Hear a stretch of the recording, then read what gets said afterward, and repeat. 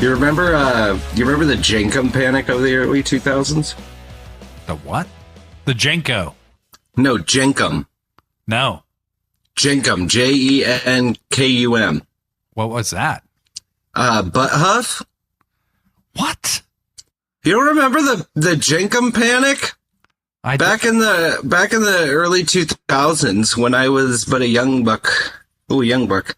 When I was a youngin' in high school, there was like my God, I'm reading about it right now. Oh my God. This hoax going around, this moral panic that your teens were secretly shitting and pissing into jars and then fermenting them in the closet to later huff and hallucinate off of. Butt huff. Butt huff. I remember hearing people talking about butt huffing. Yeah. It's not real. No one was actually doing it. Who but the fuck would do that? Even if it did get you high. Like, that's one of my favorite moral panics. That's a good one. It is a good one. That is a good one. It's kind of weird because now I'm a moral panic. Like, you know? Right. Like, me existing is a moral panic. It is. And yeah. You kind of... I feel like I'm a young punk rocker all over again. You are. Hey, it's keeping you young. You know what I mean? Hey, what do you know? I've been fucking... What's the word I'm looking for? Before ostracized. Ostracized. There you go. I've been part of the ostracized community for my whole life.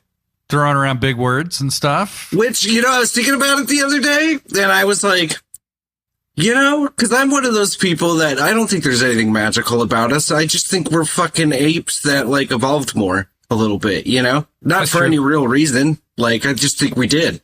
And so... where was I going with this? Oh, yeah. So I was like, okay, so we're just like another species, right? Maybe they are right. What if they are right? Like, what if I am like an aberration that needs to be put down because I'm like cancer or something, or like a tumor, or I'm not developed right?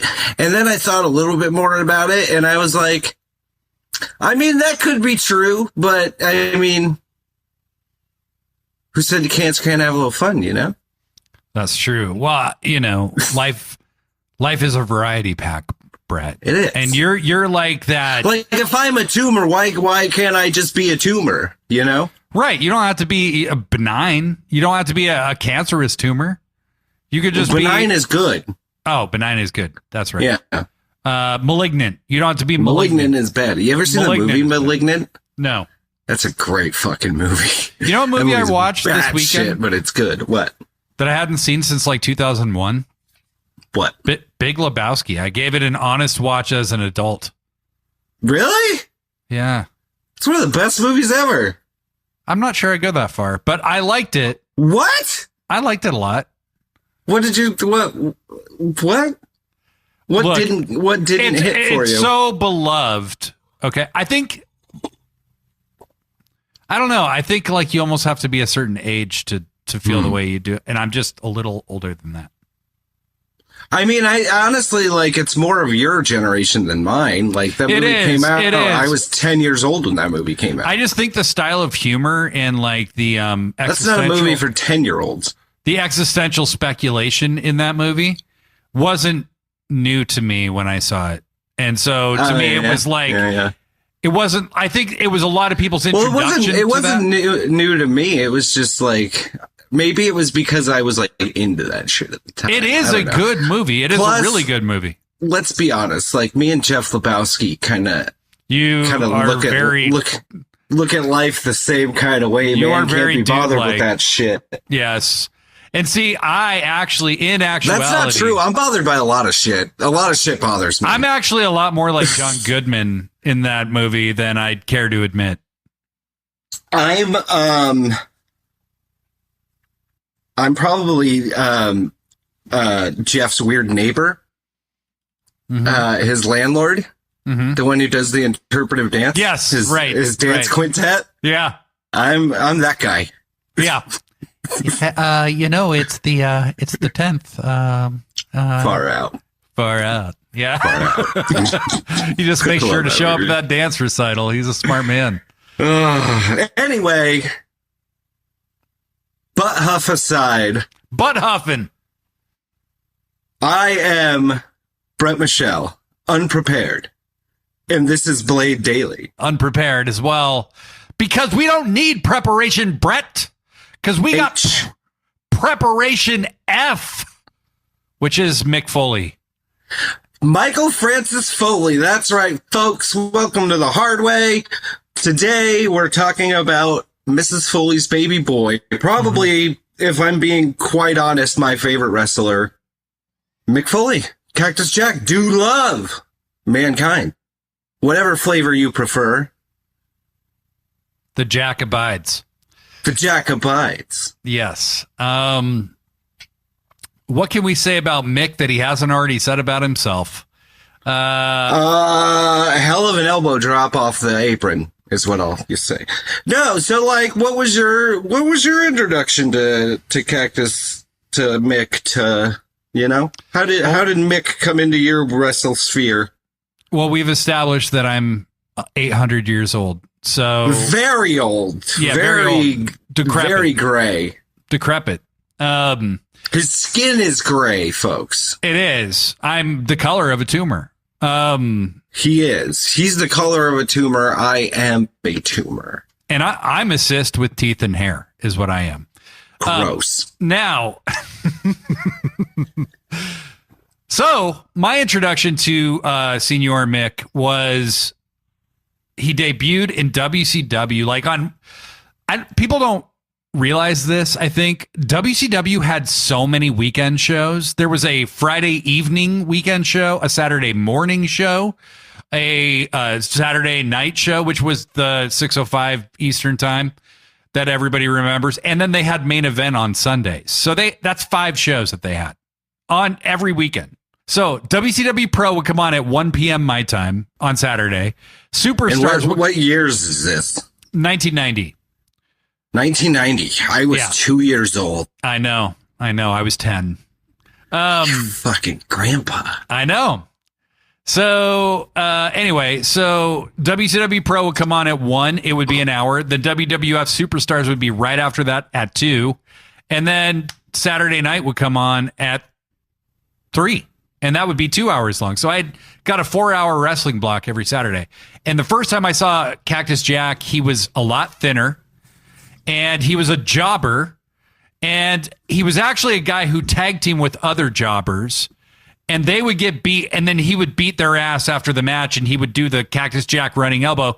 Scared the shit out of me. Scared me. He was like nobody else. Like nobody did the shit he did. No, he was taking backdrops on the floor with no fucking mat. Like nobody else was doing this shit. Okay. He was taking those crazy bumps where you get whipped into the rails, but he would fly over the fucking rails, like into the fans and shit. He was fresh off a run in the red hot territorial world class in 1989. The year after I was born, I was 1 year old. I'm just gonna keep making you feel old. That's what you do that every week. I don't know what's different about this week. But yeah, that's the first time I saw him. And then he stuck around for like 6 months, maybe. And then he goes to ECW after that, right? Nope. No. Just back out on the indies. Brett, let's not do timelines. What was the first time you saw Mick? The first time I saw Mick, he was Mankind. It was 1999. No, it was 97, 98. I forget like specifically like a match or anything. But I remember seeing this dude in the brown Mankind outfit, and he's in there squealing like a pig. I'd only seen like 1 or 2 matches from him because I was still in my like catching it whenever I caught it, you know? Right. And he scared the shit out of me. Like, same. He was creepy as fuck. Like, he was this weird pig man with a leather mask on. And then, since I wasn't like super watching it like every single week and all that, you know, he wasn't like a main thing on my radar. Right, you know? right. And then I start watching more religiously, like towards the end of 1998, going into the Royal Rumble that year. And I was a big fan of The Rock, you know? And so he has his I Quit match with The Rock, and I had never, at this time, I had never seen anything like that match, you know? They're beating each other up all through the arena, and then you get to the end where The Rock gives him 11 unprotected chair shots while he's handcuffed. And this dude just keeps getting up and charging at him and getting his belt. And I was like, holy shit, like, this is insane, you know? And then I had gone back and I had heard about the Hell in a Cell match with him and The Undertaker. So I went back and watched that on a VHS. And I was just like, holy shit, this dude's fucking nuts. Like, I loved it. I was into it, you know? I was like, I really like this guy, you know? And then he's, you know, this is around the time, again, after that he starts getting more, you know, he's got the shirt and tie.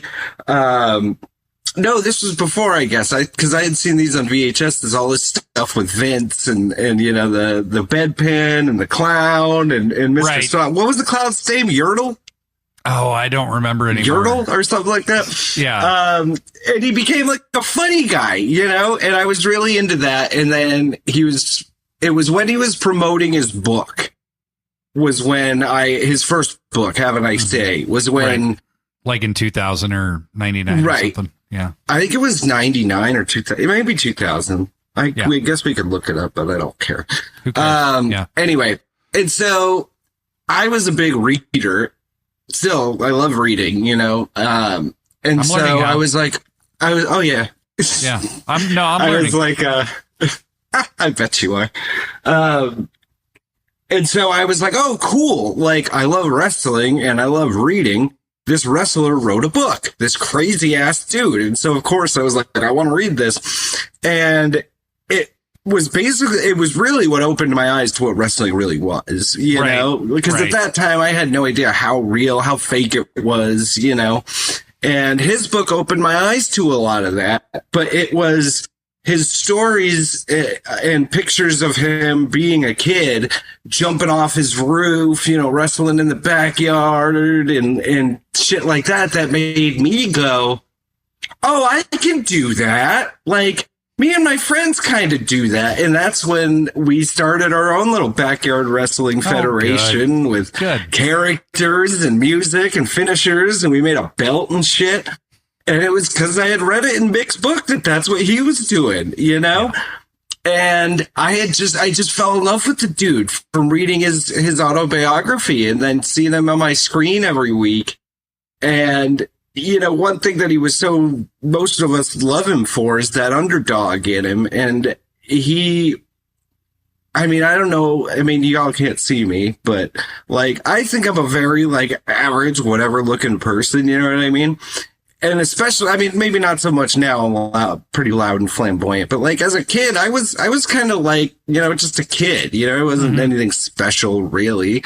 And so he gave me that kind of like, well, if this guy can do something like that, I could do something like that, you know? I didn't, but I mean, he made me think I could. You're doing the hard way. What are you talking about? Like, your life has been an overwhelming success.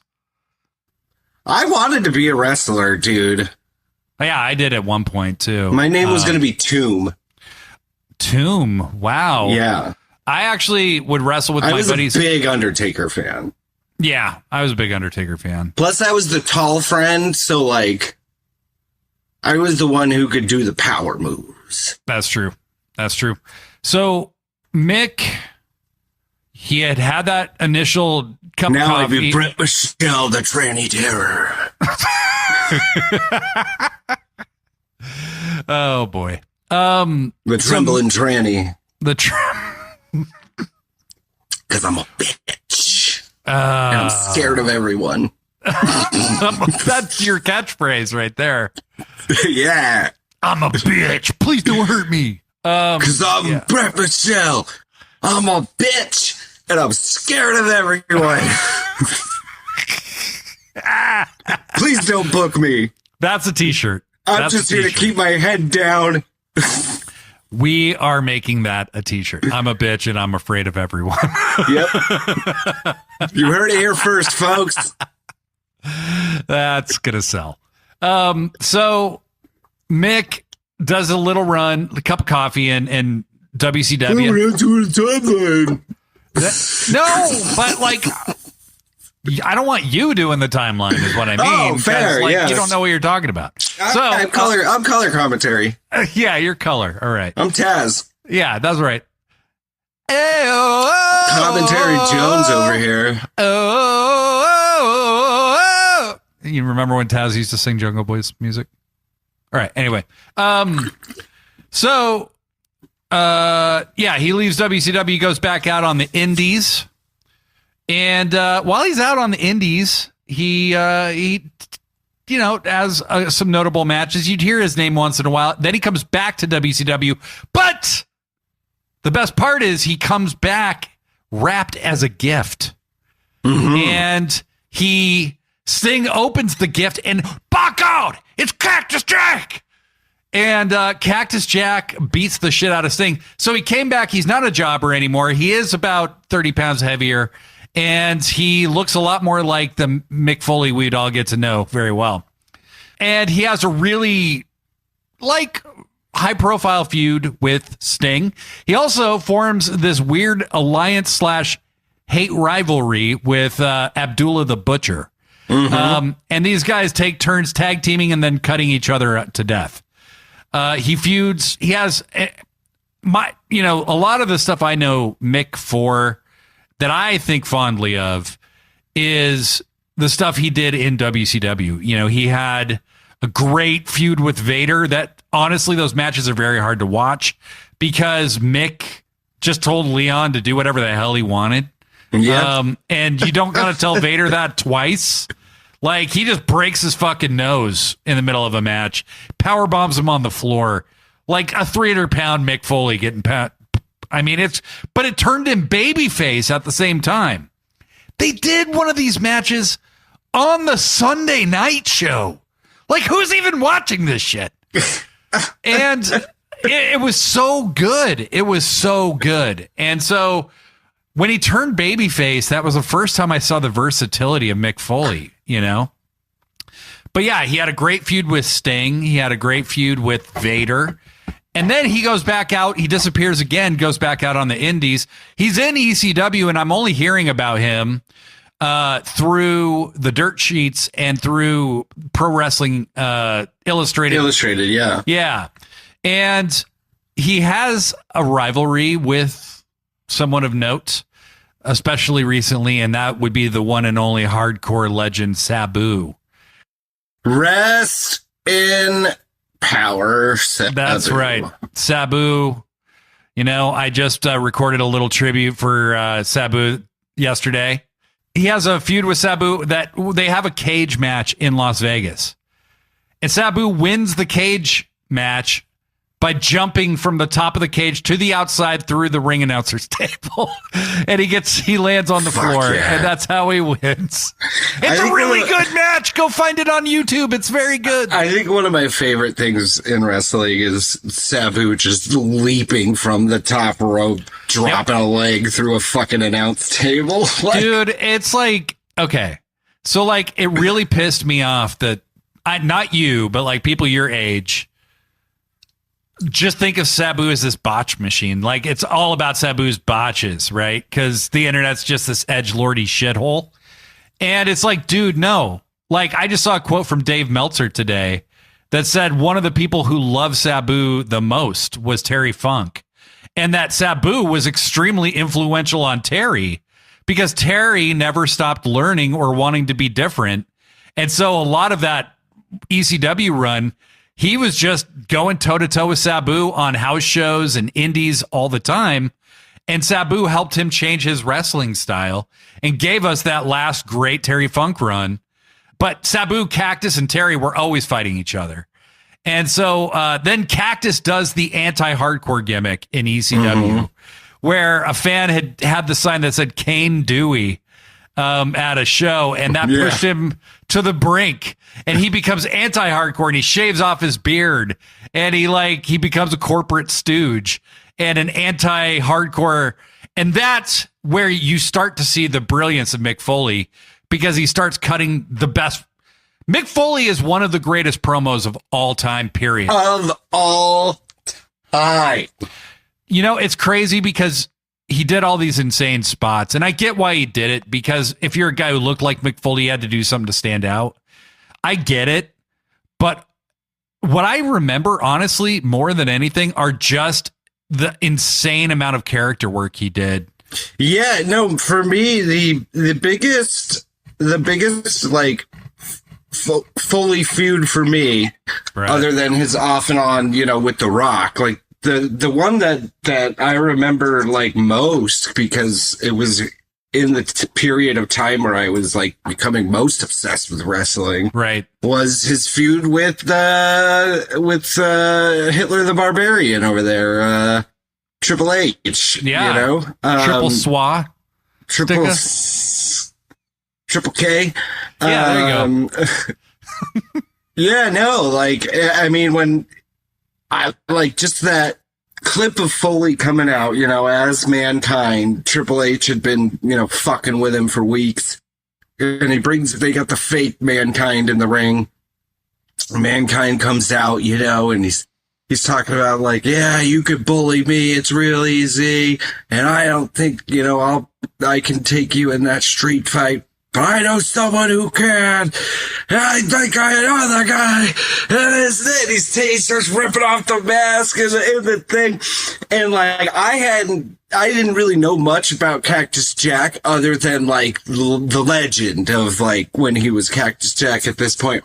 And he rips his shirt off. He's got the Cactus Jack. His name is Cactus Jack. And you see that look of terror in Triple H's eyes. And I, like, as someone who was like, you know, I wasn't like ruthlessly bullied or anything like that, but I was like picked on for being like chubby and a redhead and stuff like that. And so like seeing that moment, like, meant so much to me, you know? And I was like, this is my dude. Like, I am so into this, you know? And then he has that street fight with Triple H at the Royal Rumble. That was fucking insane. And then, you know, they go and then they have that Hell in a Cell match, and just, wow. And was that a No Way Out? Yeah, it was. Yeah. And then he loses. So this is 2000 now. He gets backdropped through the top of the cage. Yeah, he loses the match with the Hell in a Cell, which means he has to retire. And then Linda ends up bringing him back, like, for WrestleMania 2000. Like a month later. Yeah. And then he kind of just becomes like an on-air personality. You know, he kind of doesn't wrestle much after that, other than a spot here or there. He kind of just became Mick Foley. He was just going by Mick Foley. Yeah. And he wrestled that four-way match as Mick Foley. Yeah. Did you know that originally the plan was for Chris Jericho to have that spot? And Vince basically immediately has a crisis of confidence in Chris. Like, immediately. And Triple H politics Jericho out of a lot of opportunities. They did not like each other for a long time. But well, neither did Triple K and The Rock. Right, but Triple H clearly saw Jericho as a threat to him. Looking back on it now, who didn't Triple K see as a threat? Right. I mean, I'm just calling him Triple K the rest of the. Yeah, he's Triple K. I'm down with it. Fuck you, Paul. I mean, I'm not down with. No, I'm down with calling him Triple K. I'm correctly identifying him. Not down with his club. Not down with the club. No. Sickos Club, yes. Sickos Club for sure. And by the way, if you're a sicko and you're listening to this podcast, so you are a sicko, you should go to sickosclub.com/merch. Go look at the exclusive merch drop that we did just at the beginning of May. It's music themed. So if you like a pop punk band with a name that sounds like Shamones, or you like another punk horrorcore band that's Brett's wearing their shirt right now. The shiznit. The shit fits. The shit fits. There you go. That's what I get after I eat red meat or Taco Bell. Yeah, Taco Bell. I mean, Taco Bell is like, you're constipated. Not anymore. But yeah, we ripped off a bunch of Punk Man shirts and made them for wrestling fans. So go to sickos.com and give us money before they send us a cease and desist. Yeah, they're only available till the end of the month. So if you want a Sickos Club shirt with a cool punk-ish logo, wear it to your next wrestling show. That's sickosclub.com/merch. Sickosclub.com/. Did you ever have an X Peeps? You remember X Peeps? No. It was like MySpace, but you could be naked on it. No, I did not know about this. Were you naked on it? No, fuck yeah, I was. That's what it was for. Wow. I was like 20. Wow. Yeah. It was pretty big, like in the hardcore scene. See, I was like, hide my shame. That's where I came from, you know. Basically, I'm just very vanilla and boring. So anyway, so you won't be able to use the Wayback Machine and go find me on X Peeps. All right. Anyway, so you can check out Blade's OnlyFans. I thought about getting an OnlyFans. I'm broke. So, give us money. Mick Foley. Speaking of OnlyFans, Mick Foley. Foley fans. Oh God, no, Phonely fans. It's like Cameo, except it's Mick Foley's butt cheeks. It's just Mick Foley dressed as Santa Claus, and with the butt cut out. He's just got. He's wearing Santa chaps.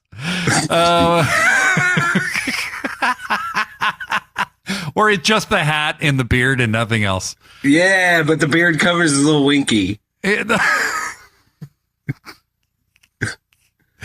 You make it sound super hot when you call it this little winky. Sacco. He covers it with Mr. Sacco in a Santa hat. No. I can't talk about Mick like that. He's a saint. No. He's a good guy. His little winky. Mick Foley's a nice boy. Not his little winky. He's a little winky-dink. Little winky-dink. So Mick, one other thing I would say about Mick is when he becomes Mankind. So he shows up in WWE, F, whatever. And F. It was F. It was F for sure. I was a big Cactus Jack fan. So when he showed up as Mankind with these vignettes, these creepy vignettes, the vignettes were cool. The name sucked as far as I went. Yeah, I didn't. I mean, I understand now that I've read why. Yeah. He was named Mankind, but I was like, why is his name Mankind? Yeah. That's dumb. But I immediately recognized his voice. I knew who it was. And I kind of got why they did what they did, but I still hated it because I loved Cactus Jack so much. I thought it was a cool name. I thought it is a cool name. Yeah, he inhabited that character from Truth or Consequences, New Mexico. Come on. Like Mankind was like my introduction to Foley, but Cactus Jack is that's he's the man. One. Yeah. That's the one. That's like who I model like any dream I ever had to be like, other than like when I was a little Undertaker like mark, like all of the rest of my life, if I ever thought about like how I would want to be as a pro wrestler, it's or the style I would want to like model my character after. It's him and Terry Funk. Like him, Terry Funk, John Moxley. Like those are my three. Yeah. I see it. So Mick has a very interesting thing where he comes in I like danger. He comes into WWF and he immediately targets The Undertaker. I like danger. And I went to a Raw taping actually during that time. Was there danger? Mick Foley was there and The Undertaker was there. And they got into a brawl and they brawled right out into the section I was sitting in. Oh. And I had no idea how, I mean, they were pretty close to me. Like I had no idea. Did you sniff them? I was close enough to sniff. I mean, if they had crop dusted, I would have smelled it. You know what I think about a lot? And like, well, not like a lot, but like whenever I see like wrestlers go out in the crowd and get like real close up on someone, I'm always like, oh, they know what that wrestler smells like now. Yeah. Yeah. I think about that a lot. What people smell like. Sweaty butt crack. You know? Pretty much every wrestler probably smells like smelly butt crack.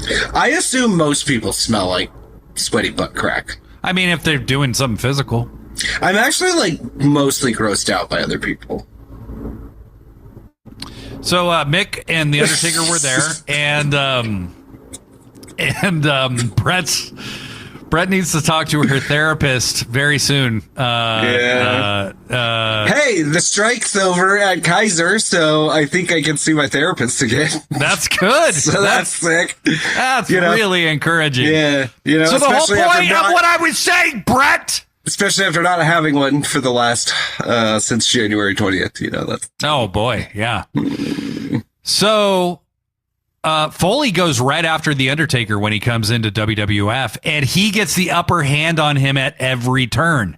They even have a match at SummerSlam, which is the Boiler Room Brawl, where Paul Bearer turns on The Undertaker. And Foley is the only guy to this point who just dominates him. He just beats The Undertaker every time they face off for quite a while. And it's not till Hell in the Cell later down the road where they kind of switch places and Undertaker becomes the merciless hater, the demon spirit of vengeance, and just fucking doesn't give a shit about Mick Foley. Obviously, you have to talk about the Hell in the Cell with Foley. The leap of legend. It's the craziest thing. It's the first video I ever remember because a lot of times back then I couldn't afford, my family couldn't afford the pay-per-views or whatever. Yeah. So it's the first video I remember watching on the internet where it was like, I watched that fall over and over and over again. And it wasn't till like maybe 6 months later where I actually saw the match. I did not realize that's right at the beginning of the match. Yeah. He falls off the top of this gigantic cell. They go to take him away. This is not a Shane McMahon bump onto this table that has like a fucking... Oh, no. He full fucking flies off that thing. This table is not built to be crashed through. It's the real deal table. Foley gets thrown from the top, does a front flip, lands back first with no fucking cushion whatsoever, falls through this table in the most horrific sight you've ever seen, gets put on a stretcher. Jim Ross is like, by God, they've killed him. By God, they killed him. And they start wheeling him to the back, and you just know this son of a bitch, right? Mick is like, well, I can still go. I'm going to make my legend right now. And so as they're wheeling him to the back with a tooth coming out of his fucking nose or whatever it is, gets off the fucking stretcher and he climbs the cage again. Undertaker's like, how do I get down from this shit? And Mick starts climbing it again. Undertaker's like, oh shit, we're doing this again? Taker choke slams his ass on top of the cage. And Mick falls through the top. Also not planned. The chair he was holding in his hands breaks his teeth, hits him in the face. That's when he has the tooth coming out of his nose, actually. Mick's got multiple concussions at this point. And then they have a match. They have a match after that where Mick gets choke slammed onto tacks and takes a tombstone. I love it. I love it. But see, that's why I'm glad I never actually ended up becoming a wrestler. Cause like even as a kid, I had no, disregard for like my safety. Like I was throwing myself off fucking shit. Like we would go down to the play, like to the park. Cause they had, the big jungle gym and whatnot. Like I was fucking jumping off the top of that, landing like flat on my back onto like fucking wood chips and shit. Thanks, Mick. We had a wet bar in my parents' house that had a counter on it. And as opposed to you being a wet nurse. Hey. And my friends and I would take turns laying down in the living room. Somebody would climb the wet bar and we would practice moonsaults onto each other. What's a wet bar? What is a wet bar? It's hard to explain the layout of that house. Never mind. What is a wet? No, tell me. It's like a mini bar. It just has a sink. And then below it, you can store your alcohol. Yeah. So a bar. A bar, basically, yeah. But they called it a wet bar. I don't know what the deal is. So we would climb the wet bar, but when you were dry bar? I don't know. I knew you were going to ask me. Shut up. So when you climbed the wet bar, you could like see into the living room, and we would backflip off, moonsault into the living room off the wet bar, and we would either land on each other or on pillows. I can never do a moonsault. I can never backflip. I could do it. And me and my friend Dave were the only people who really ever did it because it was scary. It was really scary. What was your finisher? The moonsault, basically. You know what mine was? I don't. Tombstone?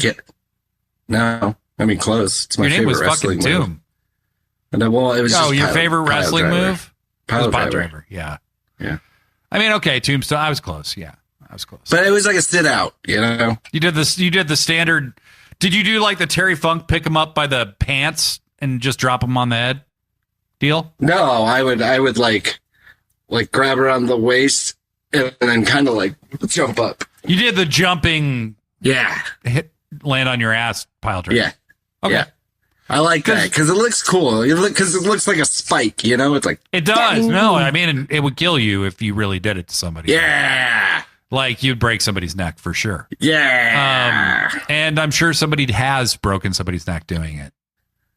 Namely Owen and Steve-O. Well, Owen didn't do it right. Owen should not have done the pile driver that way. No, that was a bad one. That didn't look good. It looked like... He just spaced. I mean, I think he just wasn't thinking for a second. Sorry, I almost killed you, bud. Well, the way Austin was positioned was for a tombstone, and if he had just gone to his knees, Austin would have been fine. But he was way too low to be doing a sit-out, too.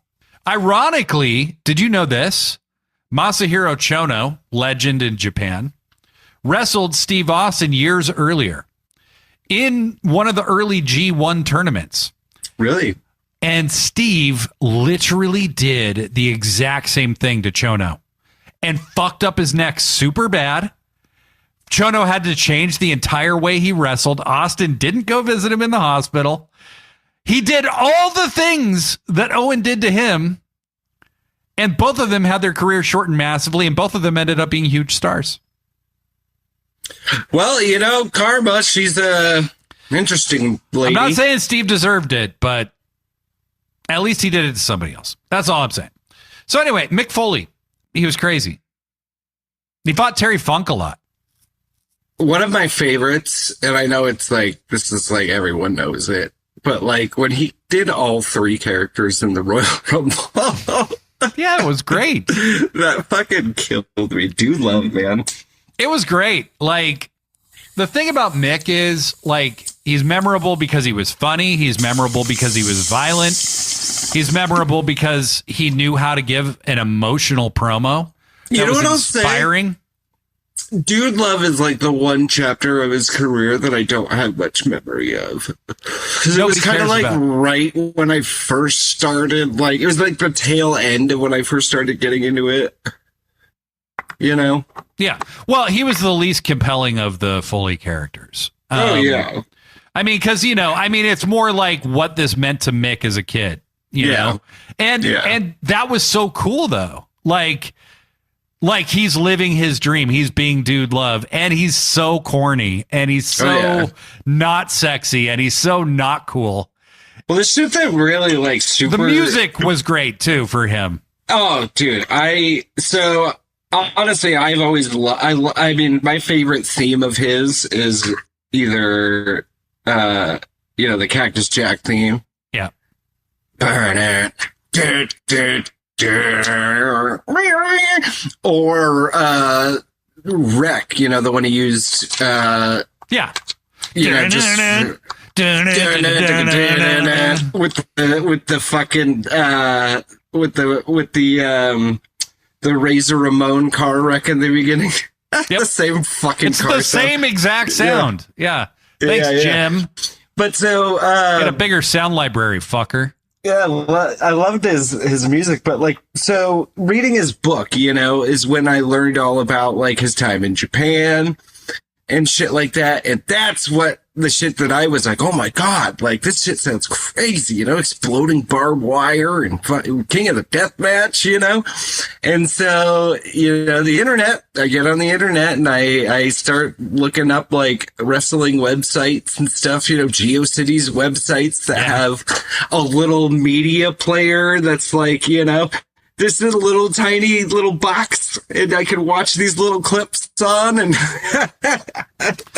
I saw his, you know, and so much of that video was like so hard to even like tell what's going on because it's such shitty quality. Oh, it's so bad. Like, yeah. But there was something about that like aesthetically was just so like, I don't know, it almost felt like primal in a sense, you know, because you couldn't really make out like who some of these people were sometimes. The shitty quality actually made it kind of worked for it. Yeah, because then you see, you know, but you can tell like this is the dude's face like covered in blood, but you can't see like any definition to it or anything. It's just like this fucking it's always so kind of worse when your imagination fills in the blanks. Yeah, and you know, there was something so like, I mean, I hate to say this, but it almost felt like, you know, if you like when I am probably watching like a snuff film almost or something, you know, like that low quality gave it that sense that like, this is something you shouldn't be seeing or like, you know what I mean? Like it just felt so dangerous to me, like as a kid, Absolutely. You know, and I've always been really, I mean, for better or worse, I've always been drawn to things that were, you know, like more extreme or more like, like, oh, you shouldn't be watching this. This is too crazy. And it's like, well, now I want to fucking see it. It was like watching Faces of Death, like where it was just like this thing you're not supposed to see. And that's what I would say to people who are born with the internet. Like, that's what life was like before the internet, was like you saw things once in a while that were just like, whoa, like that looks real. Yeah. And, you know, the Axel and Ian Rotten Taipei death match was one of those things where it's not even fun to watch. It's like gross. Well, because back in the day, you know, you got to think, I said back in the day, like when we were kids. Now, look how old, God, we sound old. But, you know, back in the day when we were kids, like, yeah, before the internet, like, you only saw really what was on TV or what you had a VHS tape of, you know, or what a friend had a VHS tape was. So you weren't really seeing, like, all these, like, extreme things that, like, you know, maybe that's why it feels like AEW is overboard to some people, is because, you know, back in our day, we didn't have a death match on TV all the time, you know? But yeah, there was something like it just felt so much more dangerous, you know? Like it felt like you were changed a little bit after watching it. You know, like I remember going from his King of the Death Match like videos online that I was watching to then going to the local FYE or Sam Goody or whatever it was and buying the VHS, you know, Best of Backyard Wrestling, because the cover, it was just like blood and guts, and it was like, you know, everything back in this time said like banned on from TV, you know. That's the 90s like, for you right there. Parental advisory all over it, you know. And so I was like, yeah, I mean, fucking A, like sign me up. I want this, you know. So I bought that, and it was just like, I think so much of my like early memories of wrestling, cause I mean, you know me, I'm a sicko. I love the gnarly shit. You know, I don't want it to be everything. Right. But I want it, you know, like that's why I love Moxley. Like I love that there's just something, and maybe that's why I love pro wrestling as like a form of entertainment, is because there is something inherently like primal to it, I think, you know, and I'm someone who appreciates that. Like I'm not one of those people who's against like modern technology and like all that kind of crazy stuff, but I am someone who appreciates just like raw emotion from things, right? You know, and like that's what you get in wrestling. And even more so, I feel sometimes you get that in these death matches, especially if the story's been built up great around it, like I'm someone who thinks the crazy over the top with all with the crazy shit, the blood, the guts, the blah blah blah blah blah. Like I love seeing that, like the way Swerve and Hanger did it, you know? Yep. Like that's what made that match, that Texas Death Match they had, I think, so much more visceral, was like the emotions in it because of the story they were telling. And I think when, especially in a combat kind of world, you know, like the shit that they did in that match, it wasn't just like, you know, oh, he's stapling him because he's stapling him. It was like, right. Nice stapling pictures of his like his kids' finger paintings to the man, you know? Like it's insane. Like they took it to a new level, right? Yeah, and like he drank the blood, you know, and like he said it after he tweeted the picture of him spitting it, and he said, "You're with me forever now." Yeah. And it was like, you knew that before he even tweeted that. I felt that in that moment, was like, he's sucking his soul in right now, you know? And I don't know. I mean, maybe I'm a sick fuck, but like, I think there's something that, and I know this is what people shit on Tarantino for making it like, you know, glorifying violence or whatever. But like, I think there is something that like it can be artistic. Like there's an art in it. And like what I love about pro wrestling is that it's safe, it's control. I mean, it's as safe as it can be, but it's like controlled. And it's like, these people are not trying to kill each other, but right. Like there is, humans, I think, inherently are drawn to that kind of like, they're adding an element of danger that, yeah. But they are not actively trying to hurt each other. And or hurt each other as little as possible while making something look over the top and a spectacle. And I think you just capped it right there. I think this is how we close. Like we have talked a lot about the best hardcore wrestlers of the 90s, which to my mind is Terry Funk, Cactus Jack, and Sabu, right? Yeah. And how Swerve and Hangman's Texas Death Match took that work that they did, that foundation that they laid, and took it to a whole nother level, adding all this nuance and symbolism and metaphor to it, right? Well, I mean, look at their last match they had too, that cage match. I mean, it wasn't as ultra violent as. In some ways, it was more violent, actually, because it was like, yeah, it wasn't as bloody. But you know what I mean, though. Yes. It wasn't as bloody, maybe I should say. Yeah. You know, but like, man, like just the simple act of like them trying to hold each other's head down while the cage is coming. Like that's God, yeah. Oh man. But to me, it's also that emotion at the end. Like you get that rapid fucking chair shot, and then Hanger goes to leave, but then he turns around and he almost goes like he's going to go back, and you hear the crowd gasp. And that's what it does, you know?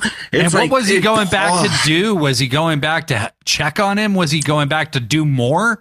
He didn't even know. You see his lips start to quiver, and then he just lets out that fucking primal.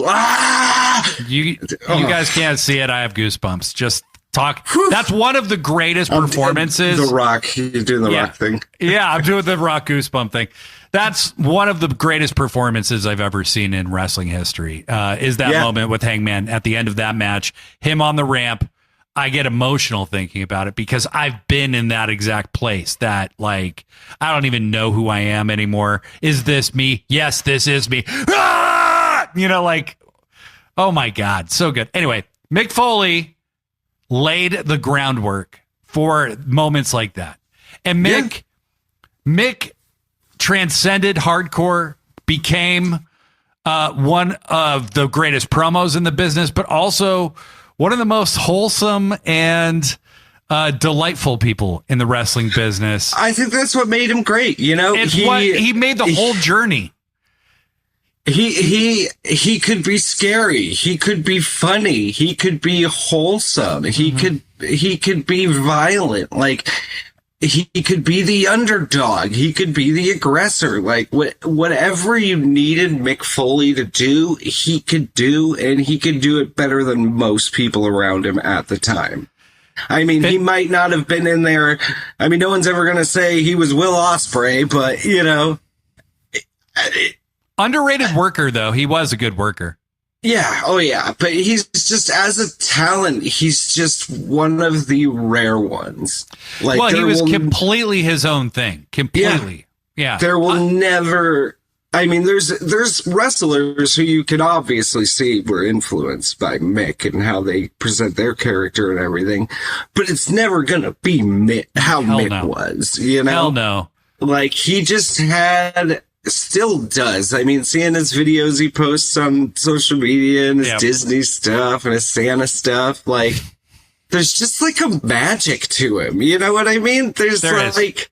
He's almost like a Jack Black type, like, celebrity, figure, character thing, archetype, where he's just like, there's something about, like, he'll just flash you a goofy smile, like, during a match, and it just like, oh, God damn it. Like, no, he's the biggest. It's so funny that he was so hardcore because he's the biggest softie in the world. Like, whenever I think of Mick Foley, the first image that pops into my head is when he would get his cheek pop and the little, like, smile. He'd give that little, like, grin and, like, look around. Like, it's the first thing I think of when I think of Mick Foley is that smile. Yep. He was having fun. And last story about Mick Foley that I quickly have to tell. I was watching a VHS of a WCW pay-per-view at my grandmother's house. I could go upstairs and be totally alone and just watch wrestling, right? And she came up, and the match was Cactus Jack and Mr. Hughes versus Junkyard Dog and Ron Simmons, okay? And Cactus and Mr. Hughes jump JYD and Ron Simmons before the match, knock Ron Simmons off the ramp. And he's lying on the floor, and Cactus drops the elbow from a ramp onto the floor, like high up. And then he starts doing the pig squeal thing. He goes like, bang, bang. And then he's like doing it like, he. And my grandma goes, don't you ever do drugs. And that's it for our Mick Foley episode, everybody. That's it. Bye. Bye. Sickosclub.com. Bye.